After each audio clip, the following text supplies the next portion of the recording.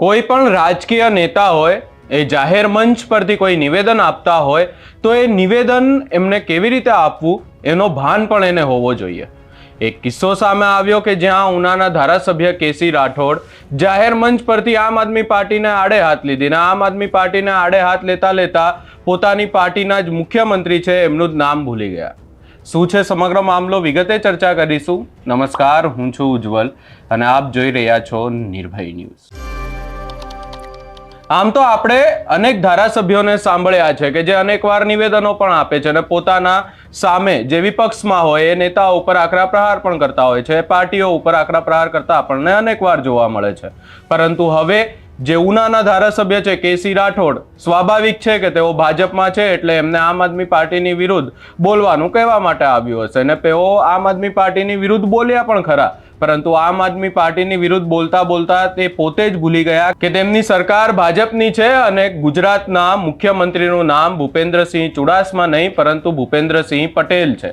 અને અહીંયા વધુમાં તેમને કહેવા માંગીએ કે તેમણે ભૂપેન્દ્રસિંહ ચુડાસમાનું નામ કેમ લીધું એ તો ખબર નહીં, કારણ કે ભૂપેન્દ્રસિંહ ચુડાસમા રાજનીતિમાં તો છે અને તેઓ એક નેતા પણ છે, પરંતુ કોળી સમાજનું કાર્યક્રમ હતું ને એની અંદર તેમણે નામ લીધું, પણ એમને અમે અહીંયા કહેવા માંગીએ છીએ કે ભૂપેન્દ્રસિંહ ચુડાસમા એ કોળી સમાજના પણ નથી। અને જો બીજી વાત કરવામાં આવે ભૂપેન્દ્ર પટેલની તો તેઓ પાટીદાર છે। હવે કેસી રાઠોડે આમ આદમી પાર્ટીને લઈને શું કહ્યું અને ત્યારબાદ તેમણે જે ગુજરાતના મુખ્યમંત્રી કોને બનાવી દીધા એ પણ સાંભળી લઈએ।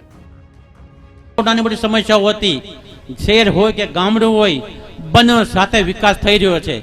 ભારતીય જનતા પાર્ટી ધારાસભ્ય તરીકે સરકારની અંદર ભારતીય જનતા પાર્ટી સરકાર હોય ત્યારે અમારા માનનીય મુખ્યમંત્રી ભૂપેન્દ્રભાઈ ચુડાસમા કોઈ પણ નાના મોટા કામ આ તાલુકાના હોય, ગામડાનો હોય, શહેરનો હોય, કરોડો રૂપિયાની ગ્રાન્ટો માગે આપણે આપી છે ને તાલુકાનો વિકાસ તમે સૌ જોઈ રહ્યા છે। તમે મોકલેલો વિશ્વાસ મિત્રો ક્યારે પેડો નહીં જાય। સમય તો બધો આવતો જતો હોય છે, સમય સત્તાના પૈસા જીવનમાં કોઈના કાયમ નથી અને ત્યારે અમારી માથે વિશ્વાસ મૂક્યો ત્યારે અમે કોઈ પણ કે અમારાથી કે અમારા પરિવારથી કોઈ કામ કરવા નથી આવ્યું કે મને અમને કોઈ આંગળી ચીંધી જાય કે અમારા પરિવાર પર કોઈ આંગળી ચીંધે।